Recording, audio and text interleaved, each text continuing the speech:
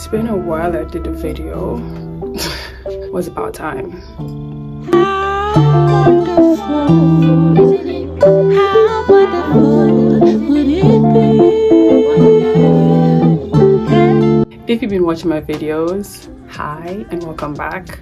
If it's your first time here, hi, welcome to my channel. Today's video is story time. I'm gonna be telling you guys a story about how we got stopped by the police in Mexico. Yo. I'll go straight to the point. Before I went to Mexico, I did a lot of research and watched a lot of videos, and the one thing that people were saying about renting a car is that the police know the rental cars and they know the tourists, so the likelihood of them stopping you is very high. However, that did not deter us from deciding to get a rental car, because I mean, I was psyched for it and I was ready.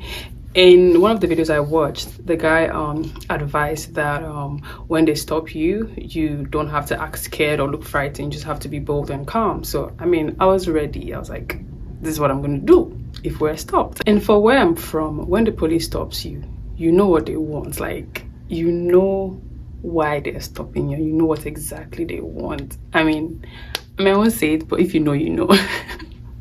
So what happened was we had to move to a new Airbnb and we got lost on our way there because the map wasn't really helping and we couldn't really find the place. We got to this particular, was it apartment? I think, yeah, this particular complex. And it didn't look like the Airbnb that we were going to, so we had to like turn around and all of that. But the place we turned to led us to a roundabout.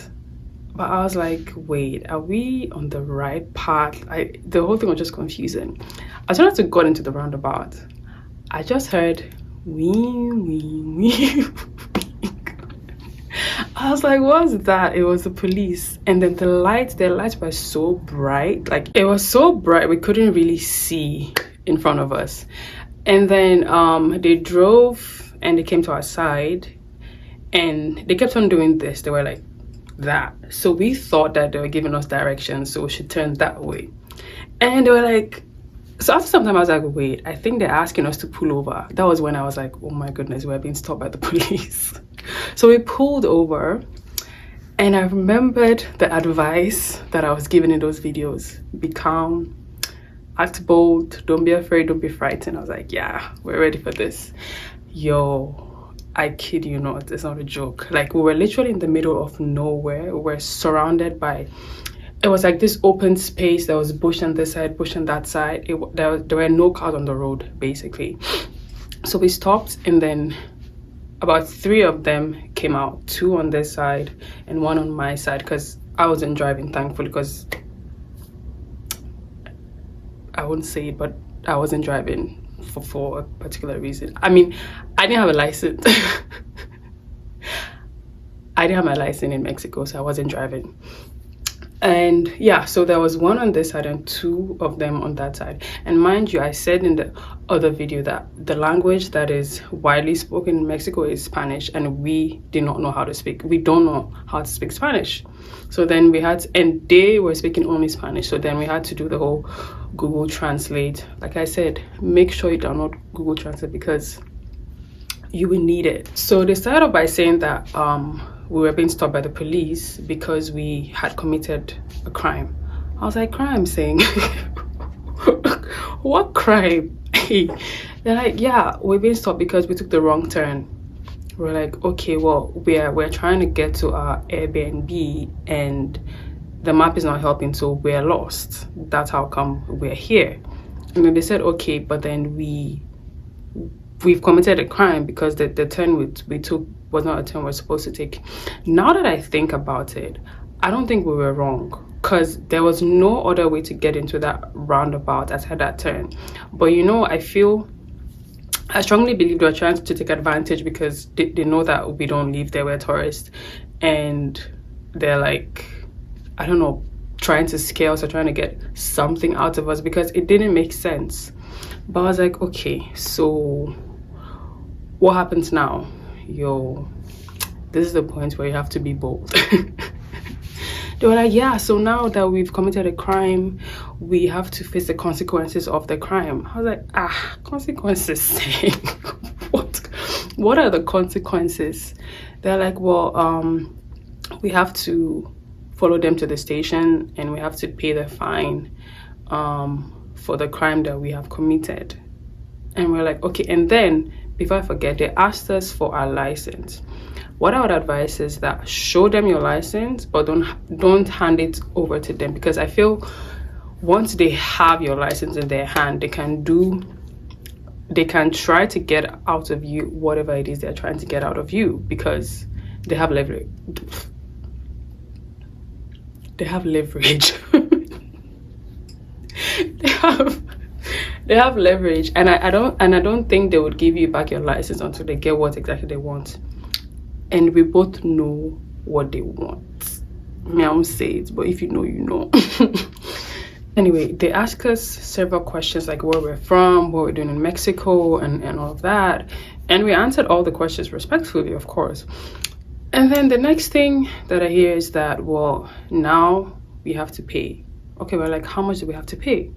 Yo, hey, their price. They were like, I can't remember exactly how much they mentioned, but I feel it was over $150. We're like, $150 because we took a wrong turn. I was like, bro.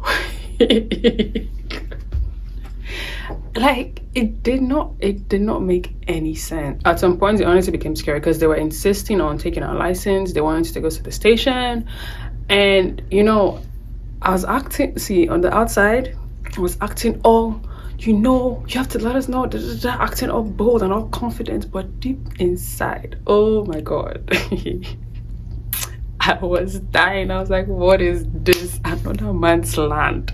I can't even speak Spanish. Amigo Espanol said no. How am I supposed to communicate with these people?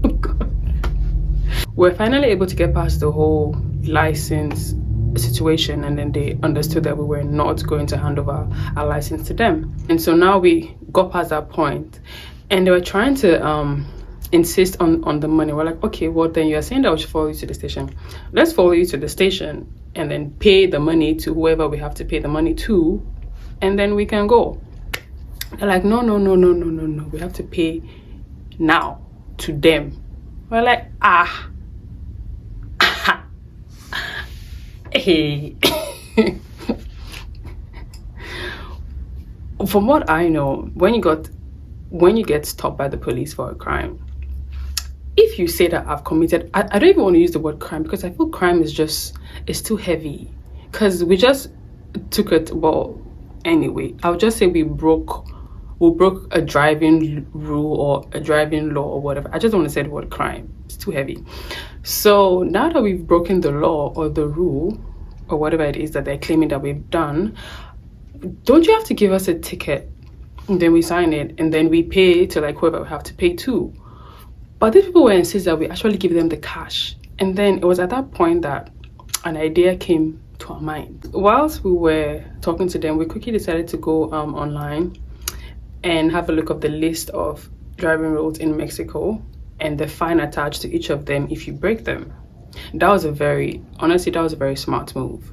It was when we went online that we saw that for you will not believe, the fine attached for taking the wrong turn was $10. $10. Tell me why these people are charging us $150 or even more. I was like, it was at that point that we were like, okay, boss, we just went online. So we actually told them, we're like, we just went online, and then the fine attached for taking a wrong turn is $10. So why are you guys charging us $150? And we're like, this is like a legit website. It's a government like legit website. So why are you charging us that? It was at that moment that they know that they have been caught. See, this could have easily gone south, to be honest. I just thank God that it didn't end any different than it did, because it could have easily gone south, because they're three, they're armed, and we're just two. we don't even speak their language in the first place. But then when they saw that like we knew what we were talking about, we knew what we were doing, and we understood what exactly was going on, that was when the switch happened. And then they're like, oh, amigo, my friend, my friend.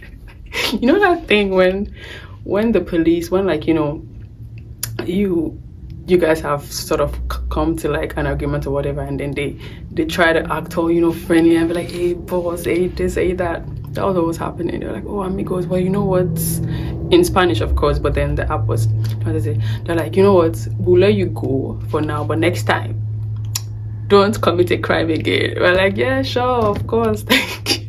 That was how they were able to let us go. But I don't think it would have ended like that if we weren't smart about it, and if we didn't pull the stunt that we actually pulled, and if we looked, you know, like scared and afraid and frightened. And because they can tell if you are afraid, if you're frightened, they can tell, they can actually read your whole demeanor and all of that. So that's why I would advise that don't be, I'm not saying be rude, please, by all means do not be rude, don't be disrespectful, just be bold and know what you're about, like know exactly what you're talking about. And I'll advise, before you go, if you decide to like rent a car, just like go online, check out the rules, ones you should not break, and what happens if you actually get to break a rule, just to be on the safe side. That was my experience. That was how we were able to handle it. This worked in Mexico. It could work where I'm from. Sometimes it could, sometimes it could not, I don't know, but this was what worked for me. I'm not saying that it would work in another country. If you try it in another country and it doesn't work, please, that one is on you. But this was what worked for me. It could be very different in other countries, of course, but yeah, I just thought to share it with you. And if you missed my other video on what to know before going to Mexico, you can go back and watch it. There's a lot of information on that, especially about car rental and what you have to know and what you have to do. Well, thank you. I hope you enjoyed this story time. I don't know what to say. How do I end this one today? Well, I appreciate you watching, and stay tuned for more videos, upcoming videos. And God, how do I end this one? Shit. You know what, please like, subscribe, and comment, and let me know what you think. If you had a similar experience, let me know in the comments. I'd love to hear about it. And thank you guys so much for watching. I appreciate it, and have a good day.